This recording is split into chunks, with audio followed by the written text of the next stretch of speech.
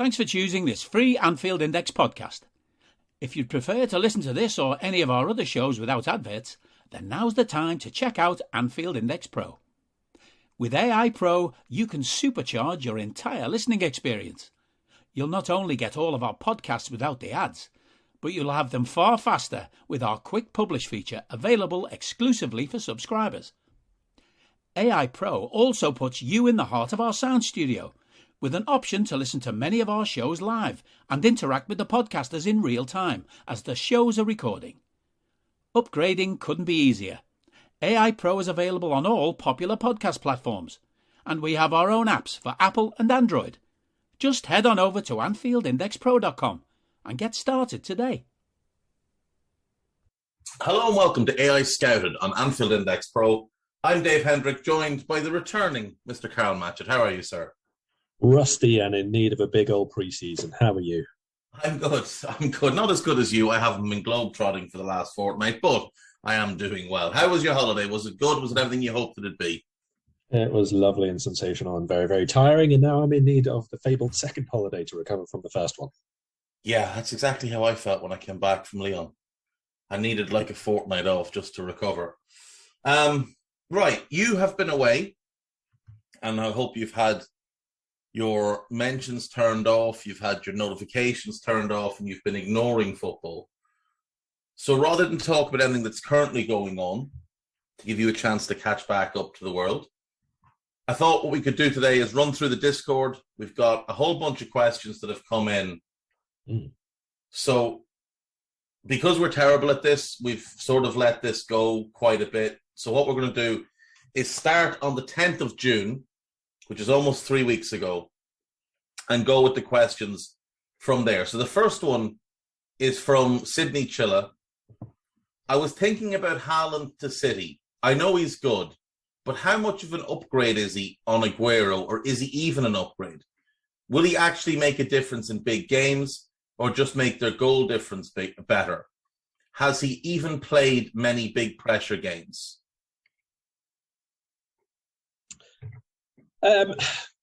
I've said on here, I'm a big Haaland fan. I think we have to acknowledge, obviously, as is always the case with fairly young players, that there's still a lot more to come from them in terms of match development and playing in the biggest of games, obviously, as their career goes on. But yeah, he definitely has played in big pressure games, depending on how you define those. Obviously, if you're talking about, Champions League semi-finals and finals and cup finals and matches which can decide the title and all that, then maybe not so much, at least outside of playing for Salzburg. But I don't think that that's the only way you can say that he's been a big pressure match. Any time that he has taken to the pitch against Bayern or in the big grudge matches that they've had in Germany, or even as a younger player when he was playing back in Norway, you still have big pressure games there. It's just relative to the standard that you're at, obviously. Debut for Norway and so on. These are all big pressure games. And you got to think back to when he came to Dortmund right at the start. Obviously, there were mitigating circumstances at the time in terms of behind closed doors, and the Bundesliga was the first match back. But that did mean that all eyes were on him, because he was that big signing that winter. And he came in, I think it's fair to say, hit the ground running. He was scoring at a rate of about one every 15 minutes for a while. So, yeah, I do think that pressure games, big match situations, it's not really a problem for him. He's got a really, really good mentality. And on the pitch, at the very least, I don't think that there's any issue there at all. Talking about how much he is an upgrade or not on Aguero, quite a different type of forward, to be fair. I don't think you're going to get a very direct comparison between the two. Sure, they can overlap in different ways and things that they do in terms of being in the penalty box and finishing and being a match winner in those kinds of poacher sort of situations. But I think there's a lot more to Haaland's game now outside the box than there was to Aguero's when he was at Atletico Madrid, for example. He was very, very much a run off the back of the defenders, get into the box and be a creator and a goal scorer inside the last third, really. But there could be loads more that comes to Haaland's game. We've seen how Pep likes to develop his forwards. We've seen Haaland score goals which have been everything from 2-yard tap-ins to running from 70 yards down the pitch on a counter-attack. There's all kinds of ways that this player can still go. He's always going to be a 9. He's always going to be a centre forward. He's not someone who's going to work in off the wing. I wouldn't imagine nothing like that. But there's still a lot to his game. Upgrade on Aguero, we can't really tell until we're a couple of years down the line at the very least, because Aguero was there for such a long time, contributed so much to that team, and especially when it wasn't great. He came in at a time when they were still building towards what they wanted to be, obviously, and was involved in some of their most iconic moments in getting there as well. So loads and loads of games which have to be played before we can say how good he is or isn't. Certainly in relation to Aguero, the one basically a legend of the club, isn't he? Maybe their greatest ever player. I'm not really sure how you would talk about that outside the club. Obviously, people like David Silva and Vinny Kompany are very big with their fans as well. But I don't think that there is really any doubts about how good or effective Haaland will be for them over the longer period of time. And whether he ultimately stays better or worse than Aguero, I don't really think will make too much difference. He'll just be great. Yeah, I am kind of swung to agree with that. Now, I do think, you've also got to factor in which Aguero are you talking about? Are you talking about peak Aguero or the last couple of years Aguero? Because the one he's replacing is the last couple of years Aguero. They're not expecting him to walk in and be, say, 2015-16 Aguero or 2018-19 Aguero. They're expecting him to be an upgrade on what they had, say, in the last 2 seasons he was there. And it's the same thing with, say, Calvin Phillips. Like, is Calvin Phillips as good as Fernandinho was at his peak? No. But he's a far better player than Fernandinho was in the last couple of years he was there. Therefore, he is an upgrade on what they've just had. And I think the same goes for Haaland. I think Haaland now is better than what we saw in the last 2 seasons of Aguero. Even though his goal return in 1920 was very good, I still think this version of Haaland is better than that version of Aguero. I think the big thing is they're going to have to adapt to him. Yeah. They're going to have to find new avenues of creating Haaland chances, because Haaland chances and Aguero chances are not the same thing.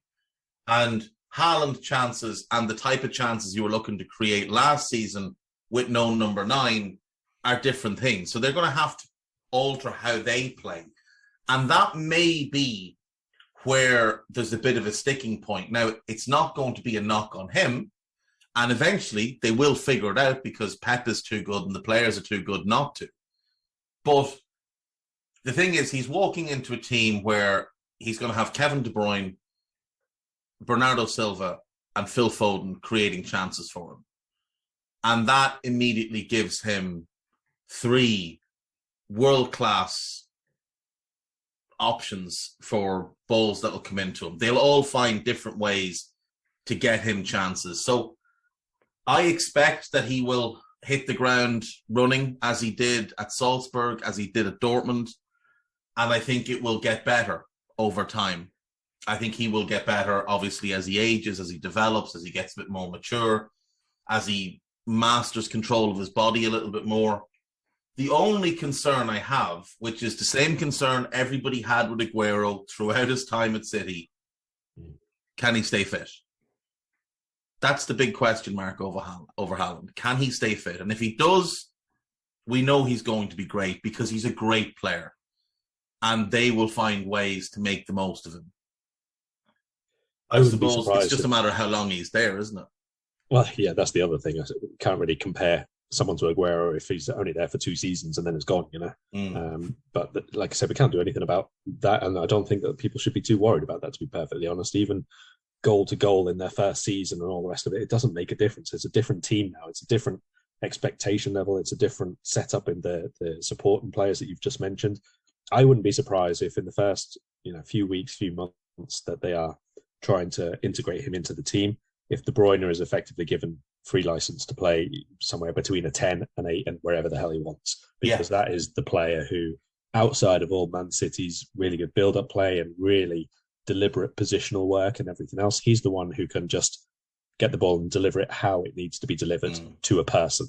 Whether it's Mahrez who's in the middle, it goes curving from right to left, let's say, onto his outside of his boot. If it's Sterling, he'll play it much lower. If it's Gabby Jesus, he might just play a through ball down the channel. De Bruyne is the one who will pick the pass that it needs, the delivery that it needs from any area of the pitch.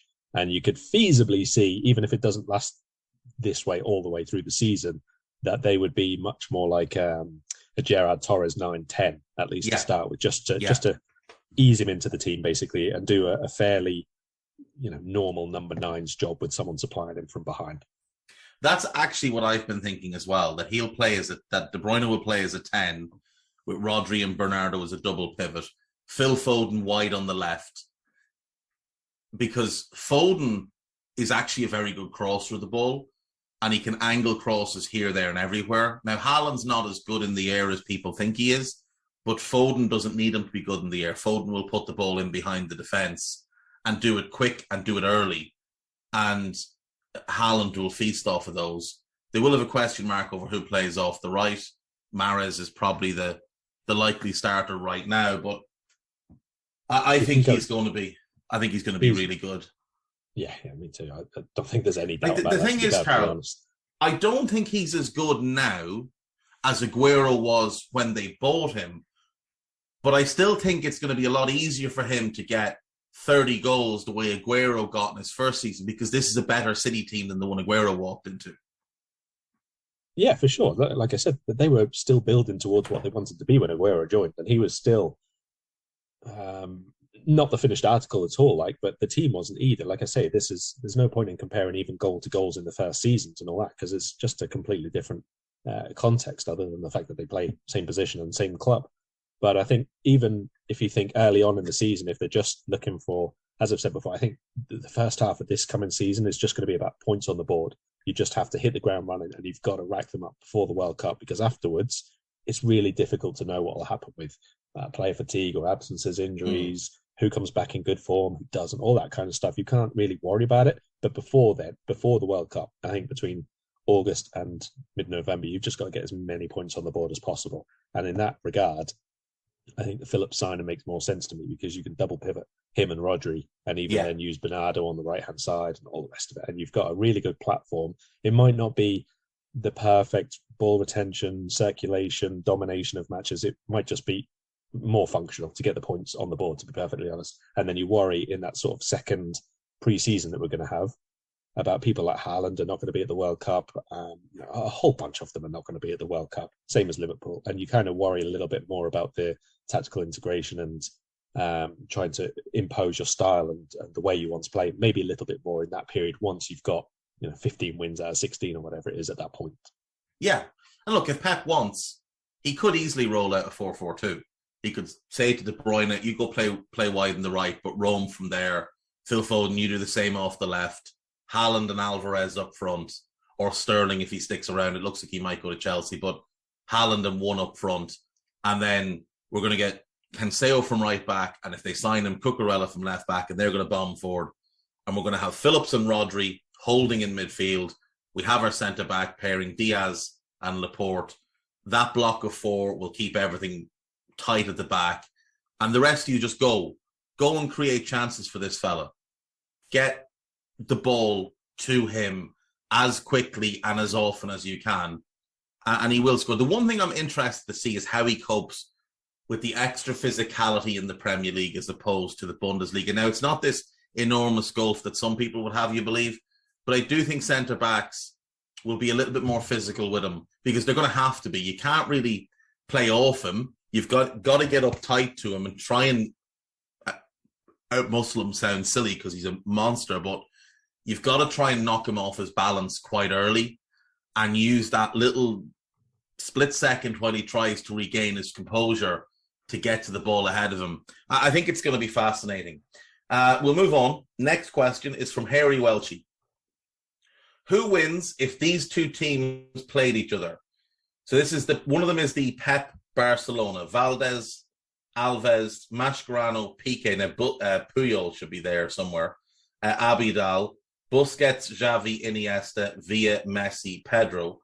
And the other one is Arrigo Sacchi's AC Milan. Galli in goal, Tassotti, Baresi, Costa Curta, Maldini. He's put Baresi and Costa Curta on the wrong sides, and the pedant in me insists that get changed. Then a midfield of Donadoni, Rijkaard, Ancelotti and Colombo, and then Ruud Gullit off Marco van Basten. Who are you taking, Pep's Barca or Sacchi's Milan? Pep's Barca. I think this is if you take the stereotypes and the very best players or the very best partnerships, this is kind of going to be the final third of Barca against the defensive third of Milan, isn't it? In terms of where the match is going to be won or not won, I should say. And I would back this front three. I think they were really, really good. Again, being pedantic, Villa, Pedro, wrong sides. But this attack and this midfield supplying the attack was, at its time, utterly astonishing to watch. They were just so dominant. I think it's easy to forget that in the following years when, Spain started to be quite dominant at international level, and then other people started trying to copy the way that Barca were playing, and people started talking about tiki-taka being boring and all the rest of it. When they started, this team, this was not tiki-taka. This was not boring. This was phenomenal to watch. You could not touch them. They were so quick to win it back, and it took absolutely ages to box them in to try and win the ball back off them. And as good as obviously the Milan team is, one of the very finest. We've spoken about this particular team a number of times, and did a 2-hour podcast on them one time, if I remember rightly. Yeah. I love it, but I do think that Barca side was just a level above on the ball. I think the Milan team would win. I think defensively, I think that's one of the very few defenses that could have lived with that Barca front three, because they could go to Sotti, Costa Curta and Maldini, three of the best 1v1 defenders of all time. They could man-mark the Barca trio, leave Baresi as a sweeper, have Rijkaard sit in front of them to stop the through balls through. You've got Colombo, who will chase Dani Alves back all day long. Then you've got Donadoni and Ancelotti as just immensely good on the ball, but incredible work rate to hassle Xavi and Iniesta. I think that Milan team would, from a physical point of view, cause this Barca team quite a few problems. I don't think that Barcelona defence could cope with Van Basten and Hullet. I don't think they could cope with them at all. Van Basten, too clinical. Hullet, just too good at everything. And as good a physical presence as we've ever seen in the game. Like 6'3", incredibly graceful, incredibly powerful. And then people always said, like Zidane, amazing ability on the ball for a guy who's 6'1", 6'2". Well, Hullet was 6'3" and equally as good on the ball. So I think that Milan team defensively is maybe the only team ever that I could see lining up against that Barca team. And when you go man to man, and say you go Tassotti against Villa, Maldini against Pedro, Costa Curta against Messi, sure, there'll be times when Messi will beat Costa Curta, but then he runs into Franco Baresi, who's arguably the greatest central defender of all time. So I think I would go with that Milan team. But I suppose we do have different philosophical and fundamental views in the game, and this probably is where it comes out. Your preferred style of play would be something more similar to what Pep does. Not, I wouldn't imagine exactly like that, but something along those lines. Whereas for me, I'd always look at that Milan team, and I think that Milan team plus the Capello team that came after it, that kind of era of Milan, that shaped a lot of how I view football and what I would want to see from my team. But I do think if you could make this game happen, like this might be a thing where they play each other 10 times and both of them win 5. Like there's that many permutations, there's that many incredible players between both sides. I would pay good money if someone in the future is able to come up with a scenario where you can pitch the very prime Ruud Gullit against the very prime Puyol or Mascherano, whichever one you want to pick from that team. But either of those two going up. Puyol in particular because he's a bit better aerially, and Gullit was obviously near unstoppable aerially. But physicality, speed, tenacity above all else, that would be one hell of a battle to watch. Yeah, but it leaves Piqué trying to mark Van Basten. That's only ending one way. And they would just stop at the ball getting to him. That's a Marco hat-trick all day long. Basically, any shot which is taken by Milan is going in because it's Valdez, so it doesn't matter. Yeah, that's true enough. This Jeff Bezos, Elon Musk, if you ever hear this, take all that money you've got and make this happen. Fuck SpaceX. Don't care about Audible. Make this happen. This is what the people want. Right. Harry Welch, he has another one. And this is random. So he says, bear with me as this is a bit random, but hey, you should all know me by now. I think we need a different word for this, not just random. Yeah, this is just Welch. It's what it is. It's just Welch. So, on the Now albums, etc., record companies would only let you use the big stars if you would put some of the shite artists on to let them get exposure. So based on that thinking, if football was like that and we had to do similar, how would that look? So Fulham, we wanted and signed Carvalho. But imagine Fulham said you can only have him if you also take player X. So for all the players we have signed and been linked to, who at their club is shite, but we have to take, even if it's to stick in the reserves and try and move for a profit in 12 to 18 months.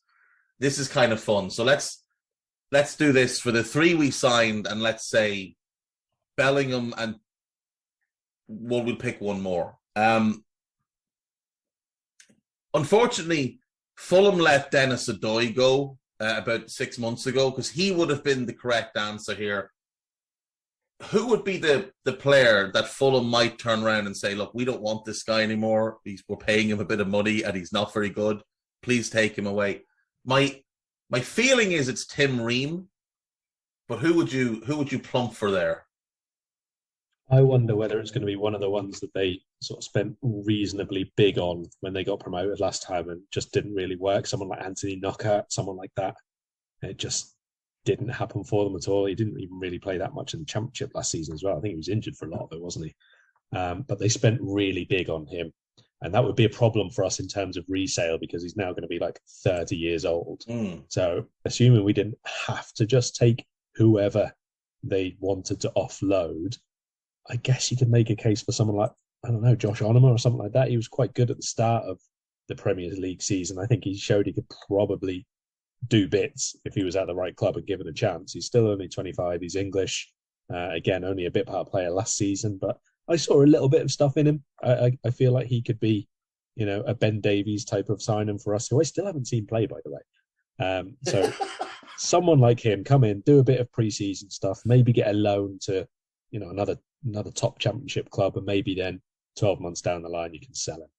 I think he's too good. I think you nailed it. I think it's Anthony Knockaert. And I think we stick him in the under 23s because he's only good in the Championship. And he's often great in the Championship. But the Premier League, he's in that group with Mattia Vidra and Dwight Gale, and there's a bunch of others that are really good in the Championship and just can't play in the Premier League. What about Benfica then? Who's the one that Benfica probably look at and think, I really wish we hadn't bought him. I wish we hadn't given him a contract.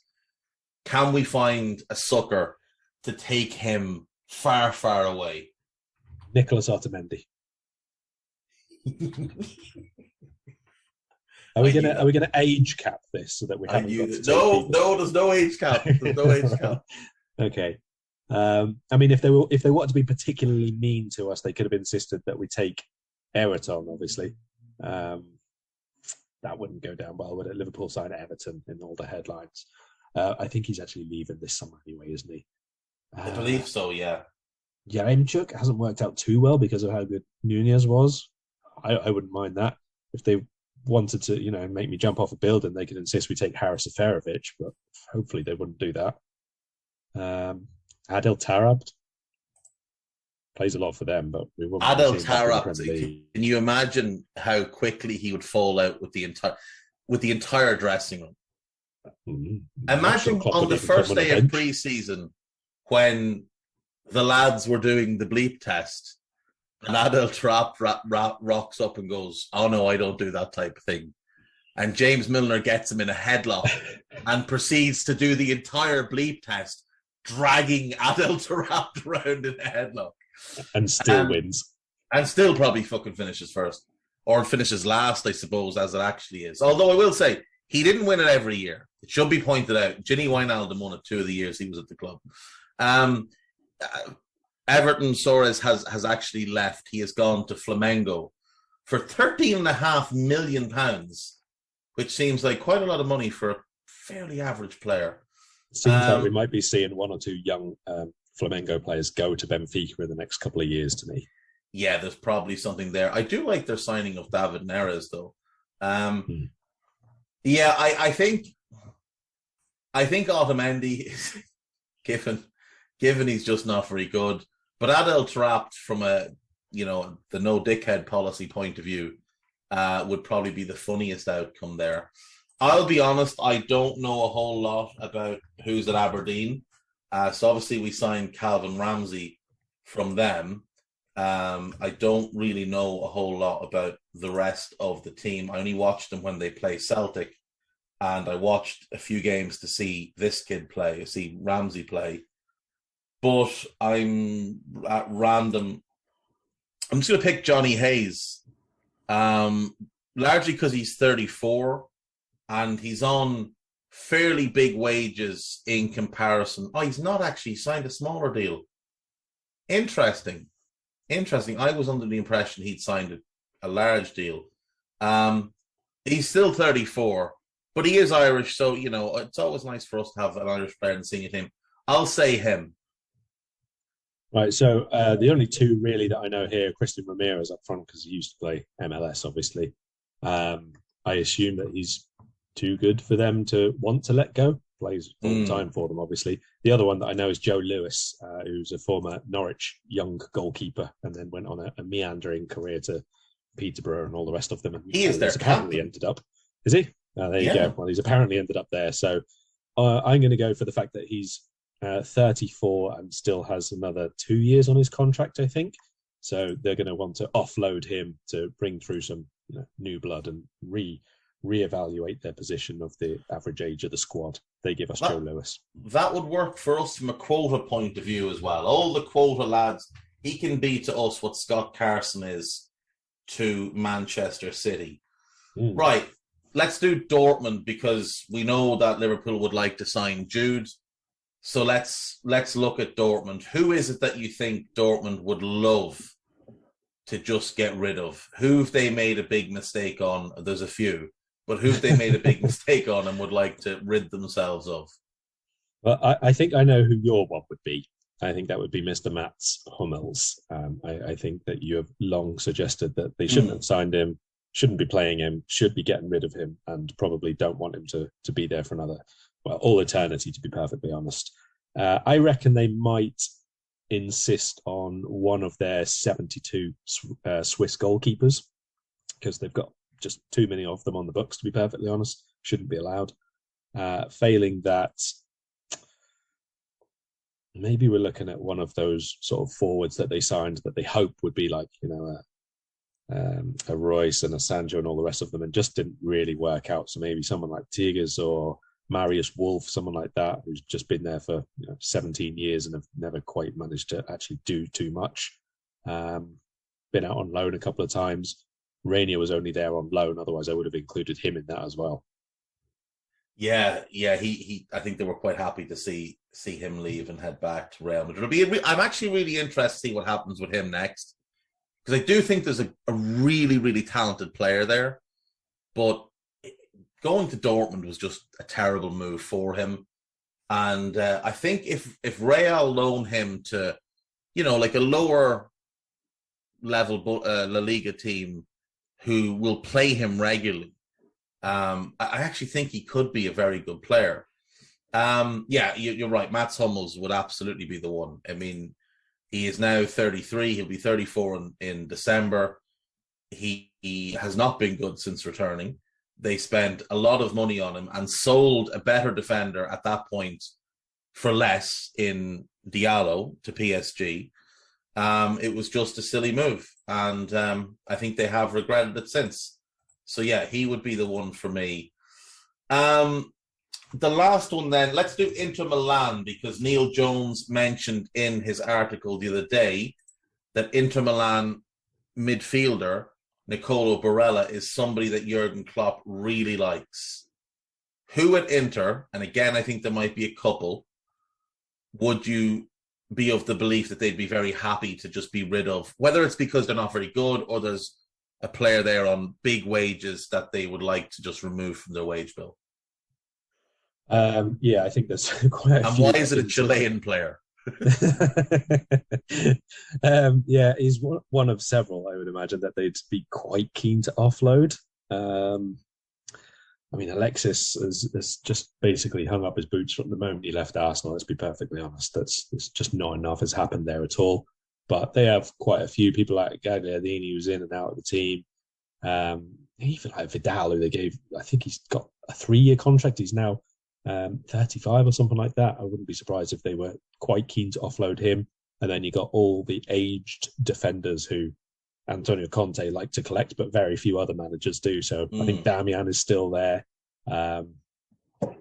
Take your pick, let's be honest. D'Ambrosio, I don't really think I've ever seen him have a tremendous game. Maybe Damian. Maybe they just want to offload Damian, unless there's anyone with a longer contract than him. Yeah, that's a good shout. Well, see, what Inter really should do here is they should look at Sanchez and look at Vidal and really just lean into that. Go and get yourself Claudio Bravo. Bring him in. Nice young backup goalkeeper at 39 years of age. Gary Medel still knocking around. Bring him in. Put the team back together. Put him back together. Maurizio See what Mark Gonzalez is doing these days. Yes, bring them all in. Get that era of what's Eduardo Vasquez or Vargas at? He's playing for Atletico Mineiro. He'd be loving life in Milan. Charles Dominguez, there's no way Leverkusen would stand in his way of living out the dream. Get them all back together. Get that whole era of Chilean players in as one. Bin off the manager as well. Get rid of him. Get ourselves a little bit of George Sampaoli. Get him in. He'll do the job. Be absolutely outstanding. Yeah. It's probably Darmian, Vidal, or Alexis. I'm sure they'd be very happy to remove any of them from their squad, because that's a lot of wages been taken up by 3 players who are all the wrong side of 30. Now, Darmian, look, he's fairly inoffensive. Yeah, that's a good word for him. He's inoffensive, but like, you don't want to be paying him a lot of money for the next couple of years. So get rid of one of them. Right, moving on. Amin P asks, with Fiorentina not picking up the option to buy Lucas Torreira and Arsenal not wanting him back, would he be a good fit as a backup midfielder? Now, I like him, I think, more than you do. And I wouldn't mind him as a backup left-sided 8. I think he's a little bit too small to play as a 6 in the Premier League. But I do like him as a player, and I think he brings a lot of drive, and he's a good passer, and he's feisty, and he wins the ball quite a bit, and I think he'd suit playing under Klopp. And I think Klopp would fall in love with him fairly quickly. It's just a matter of whether you think he's actually good enough as a player. I'd take him as a backup 8, as a backup to Thiago in that left-sided role, and that way you just let Naby be the right-sided starting 8. And then you don't have to worry, well, if Thiago's not there, we've got to play Naby. Just get Torreira, play him there. I'd be happy enough with Torreira. I do like Torreira, but I wouldn't take him for Liverpool, to be perfectly honest. I don't quite think there's enough technical ability for what I'd like to see our 8s do. And I think you'd notice a huge drop-off if it was him in for Thiago, to be perfectly honest. Good ball winner, and if we played a double pivot all the time, then I'd be much more inclined to consider him. But I do like him better in a 2-man midfield, to be honest. I think Arsenal have missed out on using him compared to some of the midfield crap that they have over the last 2 years. Just name Granit Xhaka, Karl. Don't skirt around the issue. Name Granit Xhaka. Sorry, I was going to cover him when I said some of the left-back stroke central midfield crap that they've used over the last couple of years. But anyway, I think that they've erred on 2 or 3 players, actually, that they've sent out on loan and probably have then tried to replace, even though they already had someone as good or maybe even better than they did have. Obviously, Saliba is another one. There's a couple of other examples, but I wouldn't take him for Liverpool. And I hope that he does go somewhere where he can start every single week, because he should have been, a real strong, regular performer, and he hasn't really been over the last couple of years. So fingers crossed he can get back to that level. I loved him at Sampdoria. Absolutely loved him at Sampdoria. What I want him to do is I want him to grow a beard and just become a gnarly bastard. He's only 26, so he's a bit young for the gnarly bastard phase, but just grow a beard and just go around and start kicking people. You're 5'5", you'll get away with it. I'd take him, Karl wouldn't. There we go. JC Tyrone, hypothetically speaking, which strike partnership would you choose? Darwin, Nunes and Masala, or Torres and Suarez? I think it's Torres and Suarez, largely because we haven't seen the other two play together. But I think Suarez at his best was better than Mo. And obviously, we haven't seen Darwin perform at the level of Torres yet. Now, whether that blend would be as good as what I think the blend of Darwin and Mo would be, which I think would be absolutely perfect, I don't know. But in terms of the players, I'm taking Torres and Suarez. By a million miles for me, to be perfectly honest. They were two of my favourite forwards of all time for Liverpool. So, I think it was quite a big thing. Was it a charity game? They played with each other for a few minutes. One of them came on as sub, and I think it was a really big reception that they got at Anfield as well for a little bit. I would have loved to have watched those two play together, to be honest. So I would definitely take them. Suarez probably used a bit more as the channel runner and the hounder of defences and the terroriser of all the wild, because Torres would just be plundering goal after goal after goal after goal after goal when you've got defenders having to watch everything that Suarez does on the ball. I think that Mo and Darwin could potentially be really interesting now, depending on how we use the two of them, because obviously it's a different type of football now and a different way that we use spaces in the attack now. But just for general fun, yeah, definitely Suarez and Torres. Right, next one. Harry Welch is back in again. Tony Yeboah, how good was he? How many great goals did he score? If he was around now, what's the best club he could play for? I mean, the two goals he's remembered for are obviously the goal against us, the volley against us, which is just still one of the most outrageous things I've ever seen. And then a few weeks later, he scored possibly an even better one against Wimbledon. Was it Wimbledon? I think it was Wimbledon. I think that was the better one by distance. Yeah. Because there was a bit more, like it wasn't just a hit, it was setting him, like getting himself into the position. How good was he? I mean, hard one to call that. It is hard to call because he didn't score those type of goals all the time, and he would go through spells where he wouldn't offer a whole lot of much. He wasn't particularly good off the ball or anything like that, but a lot of it also depends on, what club would he play for? What would they ask him to do? Would he be playing in a 2? Would he be playing on his own? Would he be playing in the middle of a 3? Like back then it was 4-4-2. He was stuck up front, I think with Brian Dean, if I'm not mistaken. And I don't think he got the best of him. I think he was obviously super talented, but how good was he? I don't know. I don't really remember is the truthful answer of it. Let me have a quick look. You give me your thoughts on him. So he was Bundesliga top scorer twice in a row. Now, I only know this because I had to do a feature on him a little while back. I didn't really get to see Yeboah. It wasn't the time. It was 96, something like that. It wasn't really the time when every single Premier League game was on or anything like that. So I can't tell you absolutely how good he was and what every single aspect of the game that he could do and all the rest of it. But he played for second-tier teams and was really good. It was Eintracht Frankfurt and Hamburg either side of his Leeds moves. Yeah. So it wasn't like he was a Milan, Man United into sort of level forward. It was that next tier down, and he was very good with them, and he had a really good strike rate at international level as well. So to be top scorer in Germany a couple of times is very, very good. So I think that maybe if you're looking at a very regular goal scorer who plays in a 2 and is good enough to be like in a challenging side, but not quite in the Champions League best teams, then I guess in the modern day, you're probably looking at around Arsenal Spurs sort of level. Yeah. Maybe. Arsenal Spurs, West Ham, that sort of collective. You could see him doing well under Moyes, the service that he'd get. So, yeah, I mean, you look at his run from 91-92, he's 17 in 38. That's his second season at Eintracht. Then he's 30 in 37, which is a great return, obviously. 20 in 27. In 94-95, that's the season he moves to Leeds. He gets 11 and 21 for Eintracht in the first half and 13 and 20 for Leeds in the second half. So 24 goals in 41 games. So it's a really strong season. His only full season in the Premier League, he gets 19 in 39 across all competitions, 12 in 22 in the league. He gets injured that year. He only plays 7 games the following season, doesn't score, goes to Hamburg, struggles the first season, 3 goals in 23.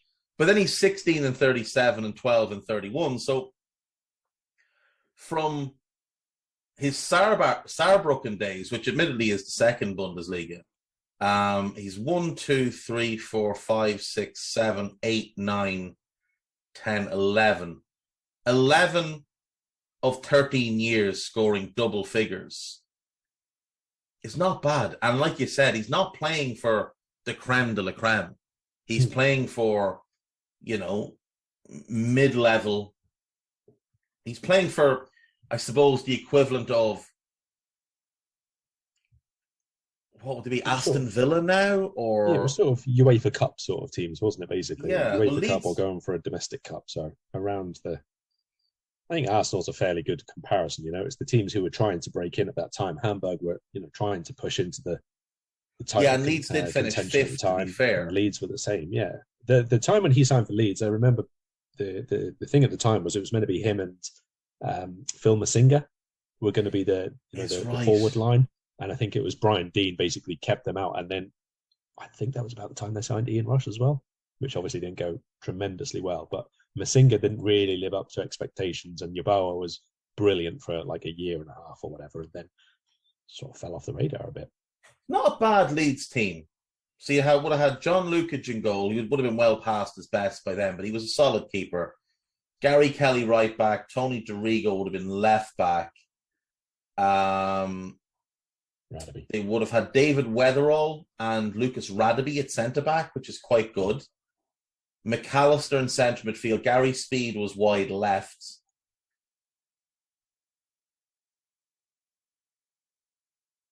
Pemberton, I guess, would have been in midfield. Maybe he went Carlton Palmer. Midfield, didn't he? Would he have been playing at that point? Maybe. Or Thomas Brolin. Thomas Brolin would have come in. I think he came in the next season, didn't he? I'm just looking at 94, 95 when he joined.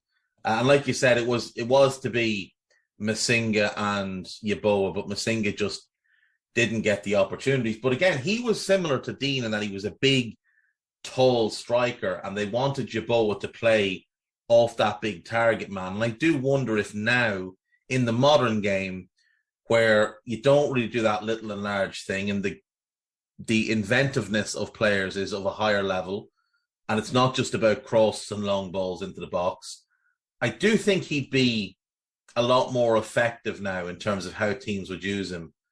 Look, the bottom line is he did score. Yeah, so look, apparently the starting 11 had Nigel Worthington playing in midfield, Carlton Palmer, McAllister and Speed. That was the midfield. Pemberton was playing centre-back until Lucas Radaby took his spot. And Rod Wallace was the kind of third striker with Dean and then Yeboah. So, and poor old Phil Masinga was on the end of the bench. Also in that team, David White, who was a very, very good player, who came through the City Academy. Leeds bought him. It didn't really work. He went on to Sheffield Wednesday, and obviously more recently became kind of known to the younger generation because he was one of the people that spoke out against Barry Bennell. Right, let's move on. Ryu asks, most hyped young footballers that failed to live up to expectations, Liverpool and worldwide. Let's do Liverpool first. What Liverpool youngsters were we very excited for that just clearly weren't good enough at the top level? So I'll give you the one that I had. The one that was seemingly on all the, well, it wasn't even social media at the time. It was the Liverpool forums and stuff that everyone was excited about. And then the couple that all the coaches spoke about, and injuries basically affected progress in the end. Mine was Adam Hamill. I thought he was a sensational player. I saw him a few times live for the 18s and 21s when he was coming through, and nobody could get near him. technical level was like off the charts. He would score goals from all over the place. But obviously, as it turned out, as he got older, maybe the attitude wasn't quite up to scratch. A couple of loans that didn't work out. He did really well. Was it Dunfermline or someone like that, north of the border? He was really good at. And I thought when he then came back, maybe he would go on and make his way into the squad, but it didn't really happen. There was Paul Anderson in the Rafa Benitez era, who was, again, noted for scoring quite a lot of goals in the FA Cup youth runs that we had at the time, and was a spectacular sort of winger, but I don't think he ever made an appearance for us. And then a couple from a bit further back down the line, mid-90s, I guess it would have been, and a little bit later on, Jamie Cassidy was one who was ridiculously highly rated. He was like allowed to go along with the England squads for a couple of friendlies, not in the squad, but just to be around it and see how it was all going and that. But he had an injury which kind of took all his pace away and eventually never really progressed past the lower leagues. And a young midfielder called Mannix as well, David Mannix, Danny or David Mannix, I can't remember which one, who was, again, really, really talented and really good passer of the ball and everything, but just never really progressed into first team level in the end. Adam Hamill is a very good call. And look, the guy went on and had a respectable career. Once he left us, he went to Barnsley, then Wolves, then Middlesbrough, Huddersfield. He was a journeyman, but he played for a long time. He's literally just left Derry a year ago, Derry City. And if I'm not mistaken, he is the one who alerted Liverpool to Trent Cone-Doherty, the youngster we've just signed from Derry. I believe that's the case. That's what I've been informed. But Adam Hamill went on and had, a long journeyman career. So, for a lot of people, they don't even get that.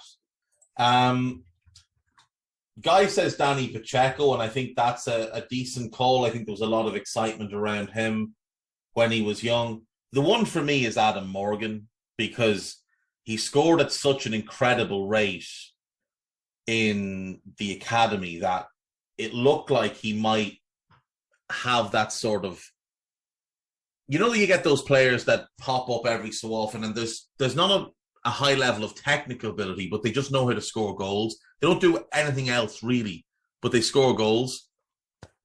I would have said him. And he's obviously had a non-league career, but it's very disappointing considering what he was touted to be as a youngster. It's crazy to think it's 8 years since he left Liverpool.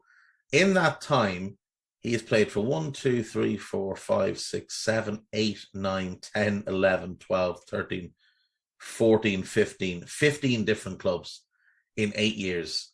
And obviously Adam has struggled a bit with his mental health and different things. But look, I'm just glad he's still playing football and doing what he enjoys. It's just a shame he didn't get the career that a lot of us would have hoped for him. I do like that Danny Pacheco shout. We'll take our next question from Guy. Was Hazard that good? Is he or was he as good as Mane and especially Salah? Right. First of all, I'm coming back to this players who didn't live up to the hype, because I want to go through a few outside of Liverpool ones, right? Okay, go with that first. Okay, fine. The biggest one of all is Freddie Adu, because we're talking about hype here, right? So Freddie Adu is the archetypal, hyped up player who ultimately didn't. So we'll go with him as the king of what can be done by people talking and people playing. But there are loads and loads of others for all kinds of reasons. Valerio Bojnov was one of the biggest, brightest talents in Italy when he was coming through. Did he go to City and it just all went to shit? Yeah. He was one of the early City signings when they got all the money. Yeah. Royston Drenthe is a good example, and Andy van der Meijden as well, as Dutch ones who thought of being, the next big things. And I think one of them ended up as a musician by like 27, 28, something like that. I think Drenthe did. And also got Michael Johnson at Man City, obviously. He was really good when he was coming through, but didn't really deal too well with the off-pitch stuff, and when he didn't start being in the Man City team. Along the same lines as Danny Pacheco, his youth team partner up front for Barca was Bojan Krkić, who would probably remember from Stoke and that. But when he came through at Barca, he was unbelievably good, like 17. And I think he scored in all 6 competitions in that really, really good campaign that they had, where they won absolutely everything. But then he went on loan to Roma, and it never really got any better than that, to be honest. It was kind of downhill from there all the way. And then one of my favourite Barca players when he signed, and he was really young when he joined, and he was so good, was Javier Saviola.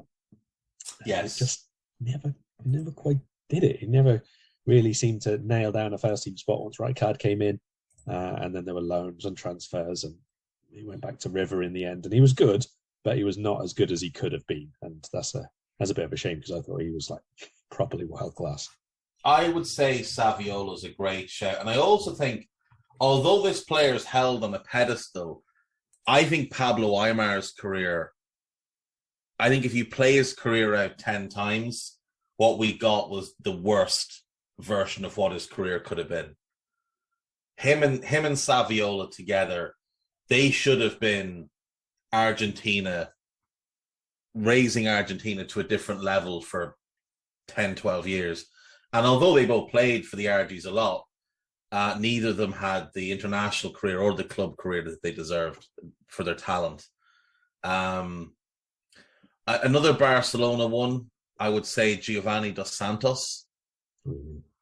Really talented player, but couldn't translate it onto the pitch for whatever reason. He did go on and do well, obviously, for LA Galaxy and whatever else, but for a player that has 107 Mexican caps, he had a fairly forgettable career overall. I would say him. Another Mexican would be Diego Reyes, who I absolutely loved. Thought he had enormous potential as a holding midfielder, and a slew of idiot managers insisted he was a centre-back, and he was never good enough at centre-back, and again, didn't have the career that he should have had. A Liverpool one, Thiago Alori. Huge talent, like unbelievable talent. Injuries, whether the attitude was there or not, I don't know. But this guy once put Lionel Messi in his pocket for 90 minutes and danced the jig on Barcelona. So I'd throw him in there. Michael Johnson's a great shout. A great shout. He might be one of the biggest lost talents that England have had in the last 15 years. He did have that horrible hip injury, and that kind of is when the spiral started. I think Jack Wilshere. I mean, remember that Champions League game when he was 18 against Barca, and he absolutely ran the show, and he was never, ever better than he was that night. At 18, that was the pinnacle of his career. He should have been the next great English player, and he just wasn't. Would you say the same about Owen? Michael Owen, yeah. I'm not sure that's quite the same though, is it? It's not the same, because he did reach he did hit some incredible highs, and he was European Footballer of the Year. But for what he promised to be, I've said this recently, when Owen came through, what we thought Owen was going to be is similar enough to the hype that Mbappe got when Mbappe came through. Yeah. But Owen's hamstring exploded and the pace went. And he was afraid to use it because he was afraid to he said he's spoken about this himself. He was afraid to spin and go behind and really turn on the burners because he was so worried about his hamstring. And he had to alter his game. And rather than becoming an all-time great, which I think there's no doubt he would have been, he just became a very good player. But he should have smashed the England career goal-scoring record. He had 40, by, I think, 27. And he should have just gone on and obliterated that record. And even then, he'd slowed down the last couple of years. By 2005, when he was 26, he had 35 goals for England. And I remember seeing Gary Lineker doing an interview or doing Match of the Day or something, talking about how, he didn't break Bobby Charlton's record because he missed the penalty, but Michael Owen was definitely going to break the record. And instead, Owen got to 40, and that was it. His England career was over at the age of 29. And in fairness, his club career basically ended at 30 when he joined United to be a squad player, and a couple of years there, a bit of a season at Stoke. Such a shame. Michael Owen should have been. And you know what? If we're going to go there, Robbie Fowler. The injuries stopped him becoming what he was. And obviously we still all adore him and he was a great player, but he wasn't nearly as great as he could have been if it hadn't been for the injuries. And maybe if he'd been a little bit more, I don't want to say he wasn't committed, but do you know what I mean? If his attitude was often questioned by Houllier and Phil Thompson, that he was too interested in having a laugh and just being sort of, Robbie Fowler, everybody's best friend, rather than Robbie Fowler, the best player in the league. I think Fowler and Owen, I think both fell short of where they should have gotten to in their careers. Two more to finish up with. Very, very different reasons why they were hyped and very different reasons why they didn't in the end. Dieser and Danielson. Yeah, so Sebastian Dieser, he, for me, maybe the most technically gifted German player there's ever been. Like, he was De Bruyne of that era, that level of ability to deliver the ball wherever it was he wanted, could play wide, could play central, could play as a 10, could go box to box, was a big physical presence, sensational player. I would throw in, while we're talking about Germans, Julian Draxler. I was at the game where he scored his first goal for Schalke, where he beat 3 people in a small space and leathered the ball into the top corner from 20-odd yards. And I thought I was after seeing Steven Gerrard just like restart his career. And the way he could dominate a game from the middle of the park. And then he had some injuries. He fell out with people at Schalke. He got some bad advice. He went to Wolfsburg. It didn't work there. He ends up at PSG because he took the money and the lifestyle. And he like many others, just never came close to maximizing his talent. And Danielson is a funny one because obviously Real Betis signed him for a world record fee when he wasn't really known to the common fan. Like, the casual fan had no idea who this fella was. All of a sudden there was news that Real Betis had broken the world transfer record to sign a winger, and it didn't become what it should have become. I mean, all the talent, could embarrass defenders left and right, but it's a very disappointing career overall. For like, it's not a bad career. He played for Betis for 7 years. He played for Bordeaux for a year and was good there. He went back to Palmeiras and was good there. But for what he should have been, I think that's a disappointing career. And another one I'll throw in to you, and you might remember this guy. This guy was a central defender at Real Betis, who Athletic Bilbao broke the transfer record for a Spanish player at the time, Roberto Rios. Do you remember him? Certainly do. He looked like an absolute monster at Betis and went to Bilbao, and it just didn't work at all for him. No, and it'd even be a shame, obviously, because one, the money they spent on them, and two, because there's kind of limited options for them to choose from, and they did think that he was someone who could push them towards being title challengers at the time, basically. They had a really good squad around the time. I think Guerrero was still there, and Echeverria and the rest of them, so it was meant to be one of the final pieces of the jigsaw for them to finally go on and challenge as a regular title contender, and like you say, it didn't really work.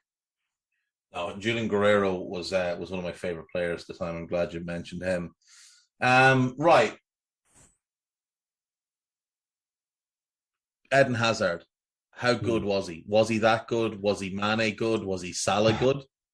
Right. I'm not going to put him in the category of Mane good for starters, based on one thing: consistency. And if you want to be the best players in the world, in my opinion, you have to be that consistently among the greatest players. Now, we all know that Mane, from one season to the next, can be like 3 months really good and 3 months really quiet and 3 months really good again. We've seen it like several years in a row, and that is fairly normal, I would say, at the very top end of the game. Most players do not have an entire season where they are unstoppably good, other than, peak Ronaldo, most of Messi's career, that kind of thing. You are generally, for the player of the league, for the Golden Boot contenders, for people in the running for the Ballon d'Or, you get spells of 3 or 4 months when they are legit number one in their position. And then maybe 3 or 4 months when they play, okay, fine, still in the team, still doing well, still winning, but not necessarily world beating. Like Salah's season last year was a pretty good example of that. Like, he was untouchable for 4 months, something like that. And then he was really quite poor, to be perfectly honest, probably lower than you would normally expect players of that caliber to go down to for another 2 or 3 months. And then he was fine for 2 months, nowhere near the level that he was, but not dreadful, or wouldn't be out the side or anything like that. So Hazard had himself a couple of seasons where he was not that good, not that effective, not contributing to victories. I think as a technical player at his best, and when he was used in the best possible way, which I think for a couple of years was in off the flank, and for one season in particular was when he was used centrally, was really, really good, like unstoppably good. But I wouldn't put him as good as Sadio Mane, for example, because he had those long down periods. And you can say it's due to the manager or the team, or the fact it was chop and change in the way that they played in the formation and all the rest of it. But Mane has had that as well. He's been played all over the pitch. So I would put Mane above him based on consistency, but on a technical one-on-one level, match winner when they're in peak form, Hazard's pretty tough to beat. Yeah. I don't think there's any question that of the three, Mane, Salah, Hazard's the most talented of the three. Like, he's got the highest technical level by quite a considerable margin, in my view. But the question isn't who's the most talented. It's who's the best player. In the same way that, like, if you look at the last 15 years, outside of Messi, Neymar is probably the most talented player the game has seen. But nobody would put Neymar, or nobody with a brain in their head would say that Neymar was a better player than Cristiano, or a better player than Suarez, or a better player than Iniesta, or a bunch of others that you could go through, because talent doesn't equate to being good. It gives you the opportunity to be good, but it doesn't guarantee it. Paul Pogba is another one. Paul Pogba is easily one of the 2 or 3 most talented players the Premier League has had over the last 7 years. But he's in no way, shape, or form been one of the best players the Premier League has had in that time. He hasn't even been in the 50 best players the Premier League has had in that time. Now, Hazard was better than Pogba, but like you said, it was like one season of greatness, one season of nothing. One season of greatness, one season of nothing. And yeah, sure, you can say, well, a lot chopped and changed at Chelsea, a lot of different managers, but it's not like they ever had scrubs managing the team. I mean, they had Mourinho, and they had Conte, and Sarri. He had really, really good managers there, who, especially Conte, really did give him the keys to the team, allowed him to play outside of the tactical structure of an Antonio Conte team, and did get results from him. But then he just would disappear the next season. And whenever there was a little bit of negativity around Chelsea, or whenever things got tough, Eden Hazard just disappeared. A gloriously talented player. Like, top 5 most talented players from the last 15 years. Right up there with, not quite as talented as Neymar, but sort of the next one behind him. But like with Neymar, a disappointing career. I'm sure he's going to be happy with his career. He got to Real Madrid. He's just won a Champions League. He's won a couple of league titles. But, I mean, you should have been a Ballon d'Or winner. You should have been a guy we looked at and said, you're the best player in the world. Even if it was just fleeting. But there's no 6-month spell you can look at and say Hazard was the best player in the world in that 6-month period, because in part, he always had others like Messi and Cristiano and Suarez and whatever else. But you can look at Salah and say from August to January of the 21-22 season, Mo Salah was the best player in the world. And that was with Lewandowski playing out of his mind, with Benzema playing out of his mind, with Mbappe playing at an obscene level. Salah was the best player in the world. Eden Hazard can't point to any period and say that's my half season where I was the best player in the world. He just can't. So no, he definitely wasn't as good as Salah. And Mane has consistency on him, without doubt. Even though Mane himself could be a little bit inconsistent, he would never, well, one season aside when he had COVID, he wouldn't just disappear the way Hazard did. And the one thing you'd always get from Mane and Salah is even when they're not playing well, they're still working like absolute dogs. Hazard couldn't be arsed. And I think even the season where Mane was COVID ill and not really very good, he still got numbers. There was a season where Hazard went almost all the way through without scoring a single goal. Yeah. There was still a contribution from Mane. I think, didn't Eden Hazard go 365 days without a goal at one point? Like that's never happening to Sadio or to Mo, ever. Just wouldn't happen. Right, next one is from Rick M. If you all became professional darts players, and Guy, I'm including you in this, so get your thinking cap on, what would be your nicknames and your walkout music? So, Karl, do you want to go first, or do you want to have a think about this one?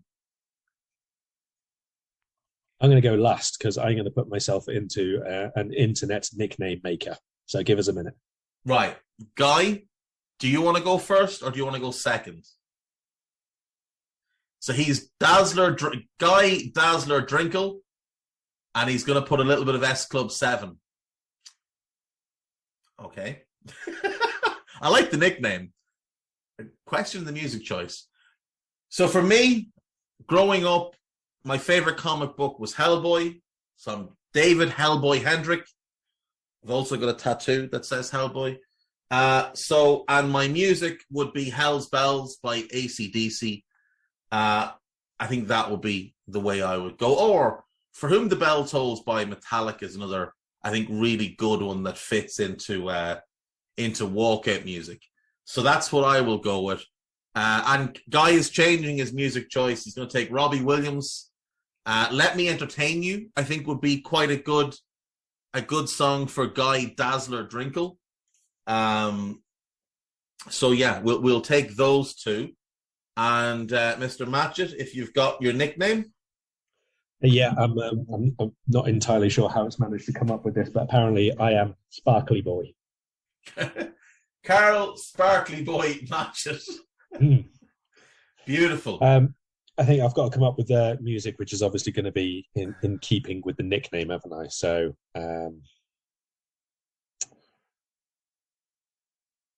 or we could do the complete opposite. Well, Sparkly Boy coming out. I think Sparkly Boy has to come out to like Wham or something. Well, I was thinking Megadeth, you know. We'll take bit of Slipknot. Bit of Slipknot for Sparkly Boy. Right. There is a question here from AT7 that we're going to save and do it as a podcast. So it's got an idea for a future pod. So do you remember when Don Ballon used to do its annual 100 of top young talents, and then In Bed with Maradona took over? In Bed with Maradona, rest in peace. What a website. How about doing a top 50 or top 20 young talents under 21 in world football? Would love to hear some new names. So I think top 20, top 25, maybe, if we do if we both do our own top 25s, and we can do that in a few weeks, maybe do that as a podcast. And I think that would be quite good, actually. And then we'll probably cross over on a few, but maybe between us we come up with 30, 35 names. I think that could be quite fun to do. So last one then, this is from Hardeep Bambra. Unconventional opinion. Alex Ferguson, who was lauded for many things, one of them being that he was great at developing young players into elite players. But when you look at the players he brought through, you can only call the class of 92 and Ronaldo elite, as he didn't develop any other elite players. Now, I'm not the biggest Wayne Rooney fan, but I do think you have to include him in that elite player group. So we'd throw him in as well. So you've got, of that class of 92, the only ones that, like, Neville wasn't an elite player. Neither Neville was. Neither was Nicky Butt. But Beckham was, Scholes was, and Giggs was. As were Rooney and Ronaldo. So that's 5. He does have a point here, Karl. From 26 years in charge, or 27 years in charge, maybe, it's not a great hit rate, to be fair. I would slightly disagree, to be honest. I don't think that, for starters, however long you're at a club, it's not that likely that you get half a dozen genuinely world-class players come through as locals. And this is the period where, up until the Ronaldo, it wasn't really young players coming through from afar. Most of his managerial career was, in terms of the young players at the club, players who were local, players who were at the academy and coming through, that kind of thing. So you're a little bit restricted by, numbers and normal how good humans are in one specific part of the world, because move anywhere else, I would also say that maybe in terms of how good you are at developing players, I would make the mark of it more who did he develop, who was kind of rubbish or not that good and actually played a decent part for a first team who was winning things for Man United, much more than who reached elite level status. So like the John O'Shea's and people like Wes that. Brown. I will not have any. I will have no disrespect of Wes Brown on this podcast. That poor man is the world's only beige-coloured footballer, and I will not have disrespect of him. No disrespect here. I think he was a really good player. I'm saying that you look at where they went elsewhere afterwards. People like, God, there was loads of them. I can't even think of them now. Ben Thornley, he was one. Richie Wellens, Michael Twiss, all these players who did Luke Chadwick after leaving for United. Yeah, all these players who did nothing after leaving United were coached to be good enough to play a part, to play a role for Man United in a period where they were the most dominant side in the world. Even people who didn't really do anything in their career, or some of them who were pretty good in their career in terms of professional Premier League footballers. Darren Gibson, Johnny Evans has had a ridiculously good career. You would never call him elite, but that guy came through at Man United at a time when they were winning everything and was coached to be good enough to be an international and a captain and a top flight player for years and years and years. I think that is much more relevant to how good a manager is at trusting, coaching, and bringing through younger players. Plus, we should also remember Ferguson wasn't necessarily the biggest coach of them; he was the manager of them. True. And he relied a whole lot on his coaching staff, his assistant, which was a revolving door for years. Ferguson was like one of the first kind of CEOs of football, where he just oversaw everything, and his great strength was finding the right staff and putting the right staff in place, and knowing when things were going stale with that staff and not being too sentimentally attached to them. One of Ferguson's great strengths in all regards was not being sentimentally attached to players or coaches who he viewed as no longer having the same level of impact, whether that was on the pitch or off the pitch. So Gary Neville has spoken about how when he came to retire and he went to Ferguson, Ferguson wanted him to stick around because he knew he could have an impact off the pitch, whereas he just wouldn't play him anymore. He told him outright, I'm not going to play you anymore, but if you'll stick around, you'll basically be a coach. He wouldn't weaken the team, but he'd make sure that the club itself stayed strong. He cut ties with Mark Hughes. He cut ties with Roy Keane when he thought he was too much trouble for what he was actually producing on the pitch. He cut ties with Paul Ince when he decided he wasn't worth the hassle anymore. He would just move on from players and he'd be ruthless about it. And he's made a couple of mistakes, Jaap Stam being the most notable one.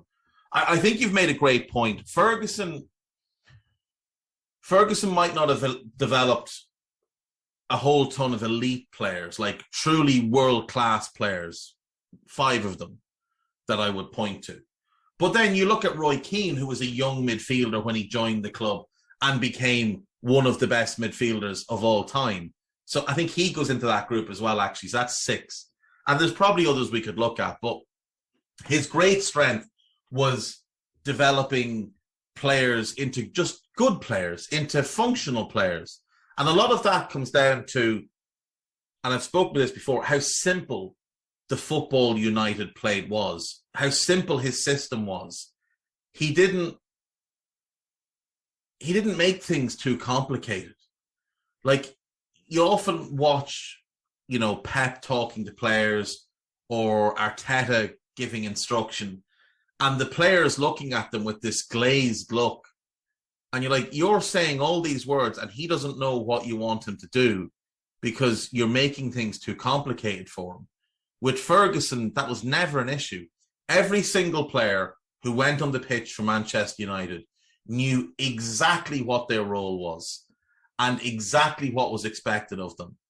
And he never asked players to do anything that they weren't capable of doing. And that was one of his great strengths. He knew the weaknesses of his players and he eliminated them and he played to their strengths.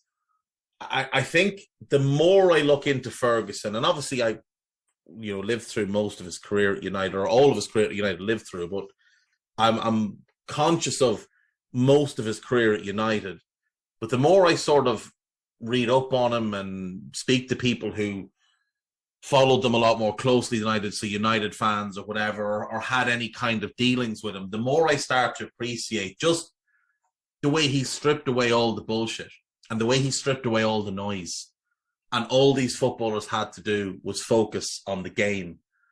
All they had to do was make sure they were prepared, and he would take care of the rest for them.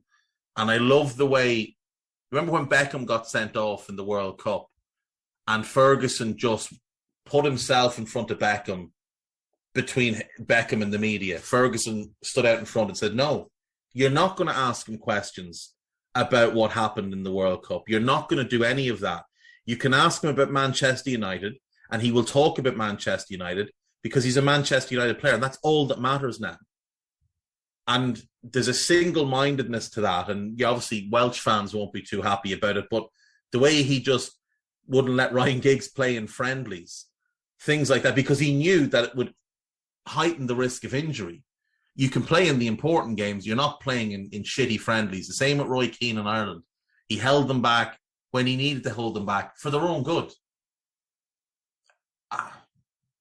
There's maybe some things you can pick at him over, but yeah, I think you're right. I think his development of players overall, absolutely a strength. Again, didn't have the elite, but it's not like he wanted a whole bunch of elite world-class players anyway. Like, even look at the players he signed. He rarely went out and signed the ready-made superstar. There's a few, Tevez, Berbatov, Varane, who didn't work, Van Nistelrooy, Stam, but he always wanted certain characteristics from a player who could just fit into his system and who would play within what he wanted. And I do think that's a great strength. Yeah, I mean, he was a very, very much a manager in terms of the all-round approach of the team. Obviously a different era in terms of being involved in the transfers and all the rest of it, but kind of overlaps and similarities with someone like Jurgen Klopp now, in that he delegates a lot of responsibility on the training ground and everywhere else to people who have big strengths in that area, and he's a real man manager. Do it in very different ways, but man management first, and obviously tactical and all the rest of it comes afterwards to an extent. And they win a load of stuff. Yeah, I do think there's definitely a lot of parallels between Klopp and Ferguson, and I think that willingness to take bullets for your players is definitely one of them, and I think that gains trust between him and players, that the players know this man has our back here no matter what. When things go bad, he will step forward and say, that's my fault. That's on me. What's happened today is on me. Whereas we've had previous managers, And I would suggest that other than Kenny, the other 4 managers between Roy Evans and Klopp, Houllier, Rafa, massively, Hodgson 100%, and Rodgers would all put the blame on the players. Houllier less so. Houllier would always just come up with mad things and he would talk in circles, but Rafa would definitely throw players under the bus. Hodgson's made a career of it, and Rodgers might be the worst I've seen at throwing other people under the bus for his shortcomings, whereas with Klopp, it doesn't happen. He just doesn't do it. He doesn't allow it to be the case. There's accountability within the group, so when someone fucks up within the group, that player takes responsibility, but to the public-facing media and whoever else, Klopp is the one that takes all that responsibility because they're his players. Yeah, rightly so. I think it's quite a big thing that you have to protect the group, which is a very different thing to not calling out things which are terrible, which he has done. You know, if there's a particular game that the players as a group haven't been on it, he's not afraid to say it. He's done things which we can see, even if he speaks about it afterwards, saying, no, I just want to change it, or he was tired, or there was an injury, or whatever. We can see that sometimes he'll take players off because of crap. You know, he's not someone who'll hide from it, but there's a difference between chucking them under the bus and not doing anything about it in the first place. Yeah, that's exactly it. Like, it's even in the context of where he does criticize the players, he still will work around to putting some of that blame on himself. You know, he will talk about how maybe we didn't do a good enough job preparing them or whatever it is. He'll never flat out just blame them the way Brendan would. And he'll never throw his assistant coaches under the bus the way Brendan would. Right. We are through all the questions for today, so we'll leave it at that. A nice long podcast, about 1:20, I think. You're back to work this week. Is there anything you've got planned or anything you've got coming up that you want people to know about? I am still off for another 2 days, so I haven't even started to think about it. Outstanding. Right. Well, from me, from Dazzler Drinkle, and from Sparkly Boy, we'll see you next time. Bye-bye. We hope you enjoyed listening to this Anfield Index show.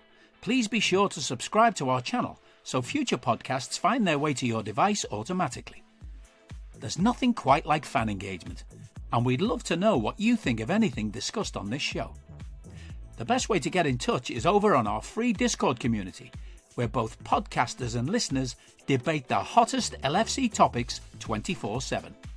Sign up free now at AnfieldIndex.com/Discord. You won't regret it.